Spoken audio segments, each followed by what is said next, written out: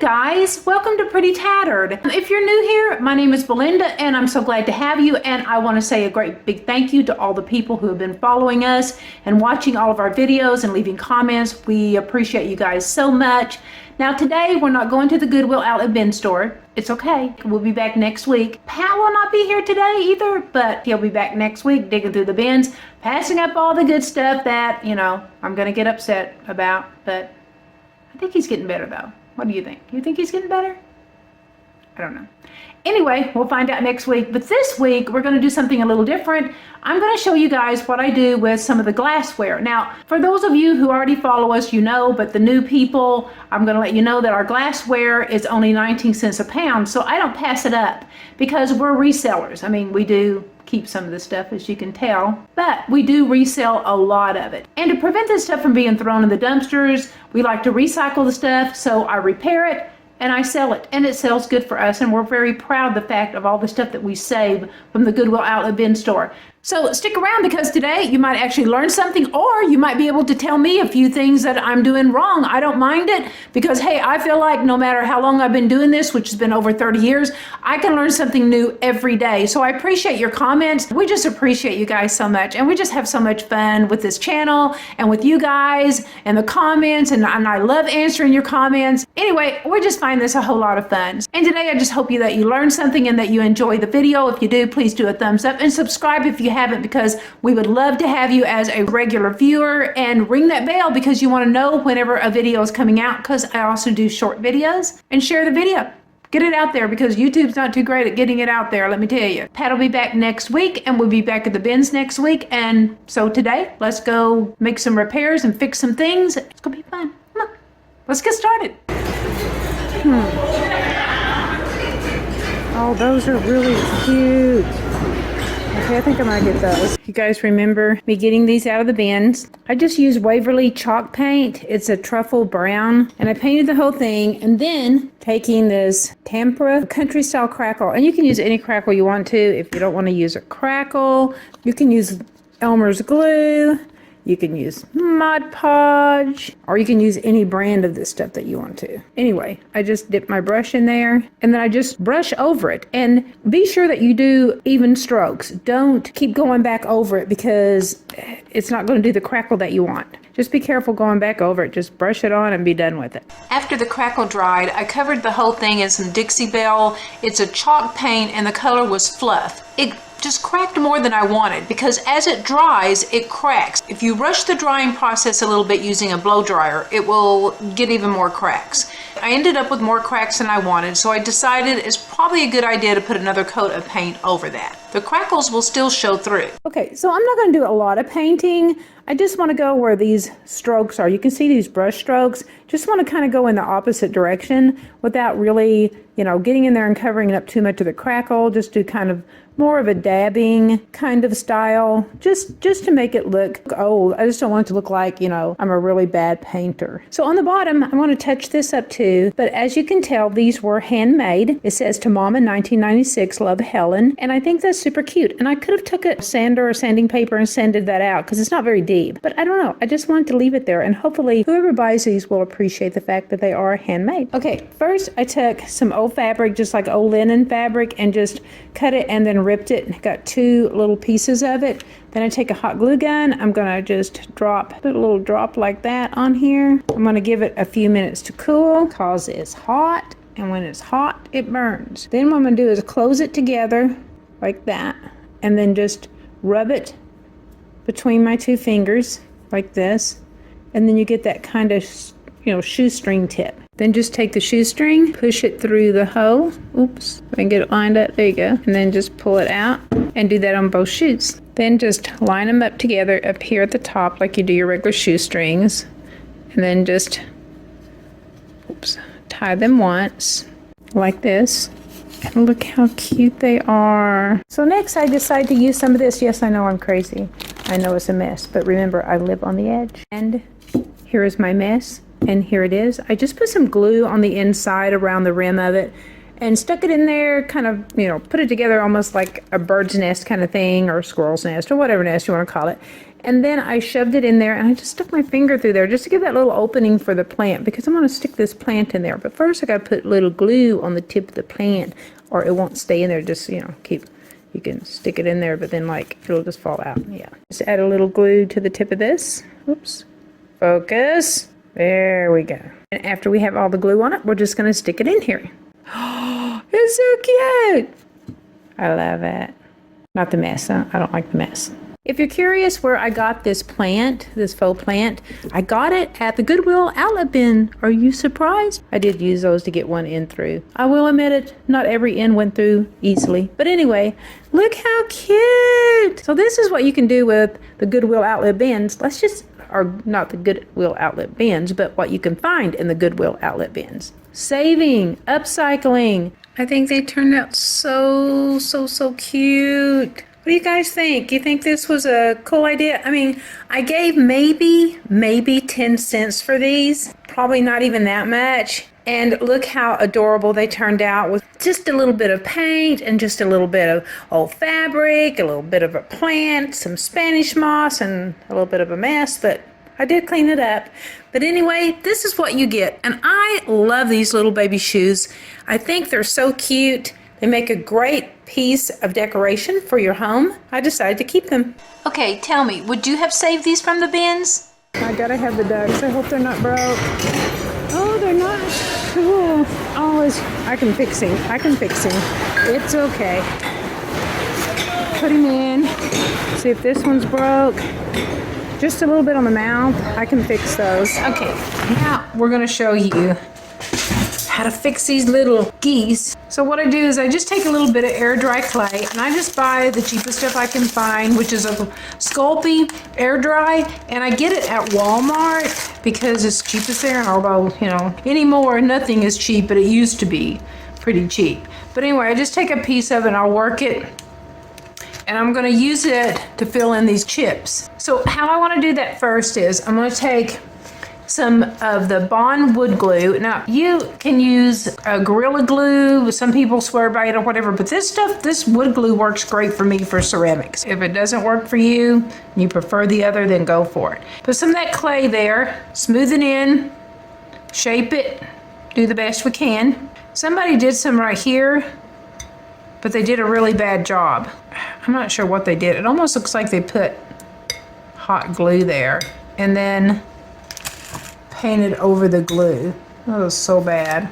Let's see if I can just put a little glue filler in there and put some of the clay on that part. It's an unusual thing. I haven't had that to deal with that yet, so I don't know if this will turn out okay or not.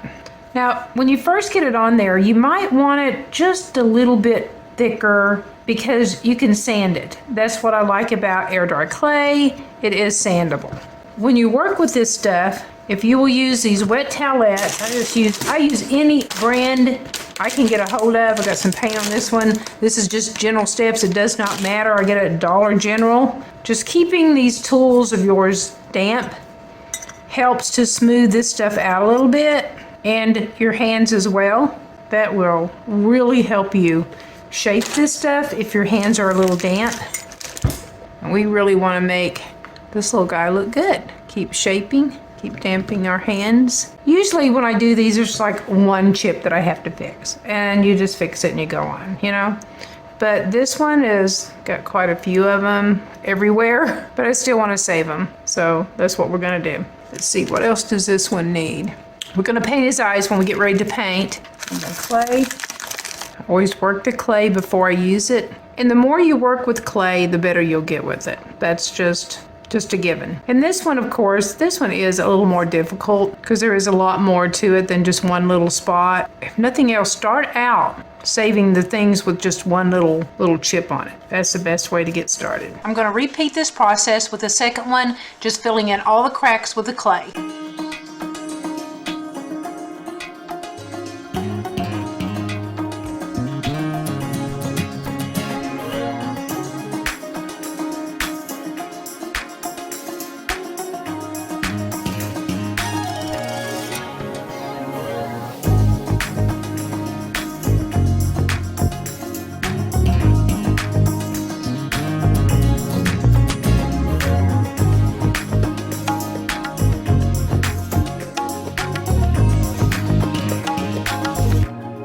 These will have to sit and dry overnight to make sure that they're really, really dry before you would want to paint them. Okay, so let's do that. Let's just wait till they dry overnight.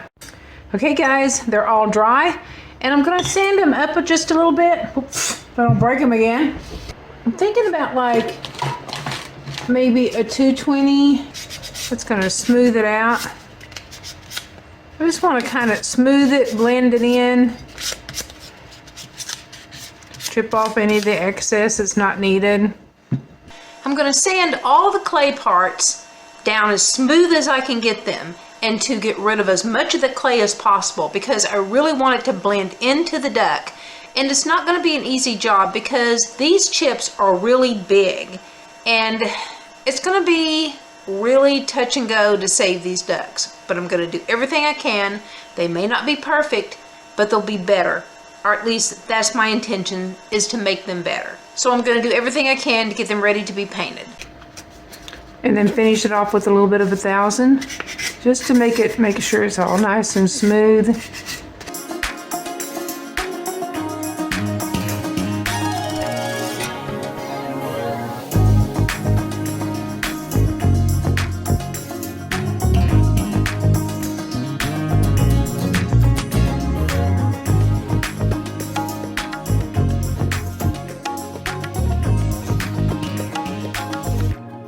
Okay, matching the paint, that's another job. This, I don't really have a color to match that. So I'm gonna try to match it up as well as I can, but I just need something to mix it up in.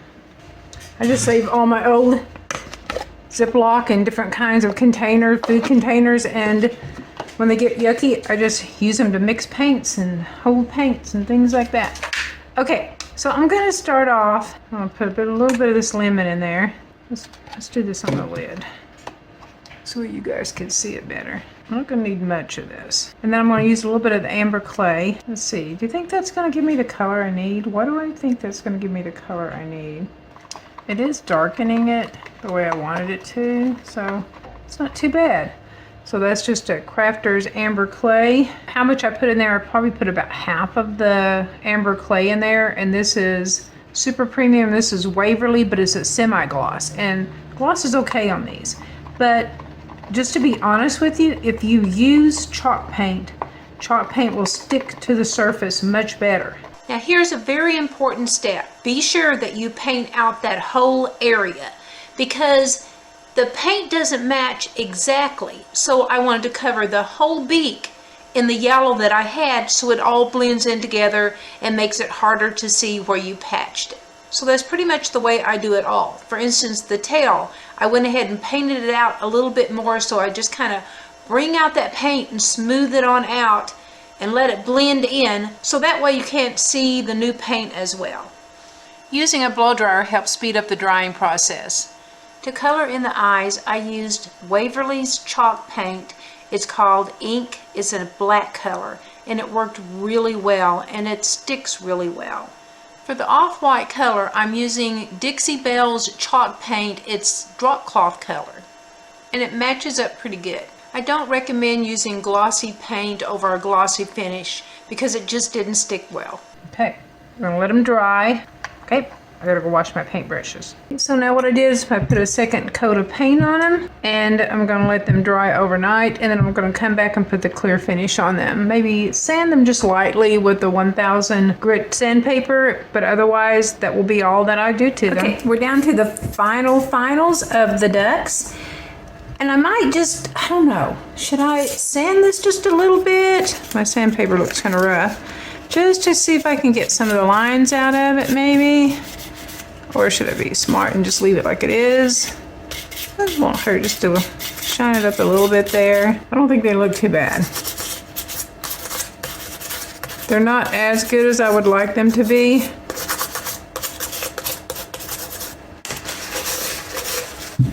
But let's get some clear finish on them. So I think I'm going to do a gloss, because this stuff is pretty glossy that's on here, their finish. And this is Dixie Belle's Clear Coat Gloss. I'm going to use one of these cheap brushes. Probably need to mix this up a little bit. That won't hurt. Stir it a little Want not, waste not. Or waste not, want not. That's what it is, right? So we're just going to brush this on.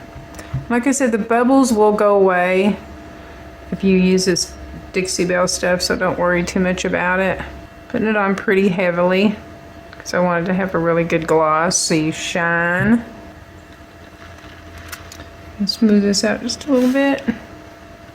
Now we're just going to let them dry and see how they look in the end. To be absolutely honest, it's not that I'm mad at them. It's just not the greatest work I ever did. But I still think they turned out pretty good. I think that I will definitely be able to sell them. I do think they turned out cute, and they were a little bit more work. Show you the close-up so you can see how it actually looks. Like I said, they're not perfect, but they still look pretty good, and I'm happy with them. So I'm going to resell them. And again, I saved them from the dumpsters, and they will now get a new home, and that's what I'm happy about. What do you think? Do you think they were worth saving? Do you think they turned out okay? What is your opinion of them? I would love to know. You guys remember this box that I got out of the bins, and inside of it, someone had written all over it. Okay, just walking over here, what the heck? This has got leather hinges. It says, eat raisins, grown and packed in California, USA. That is pretty cool. That is interesting. It's been drawn in.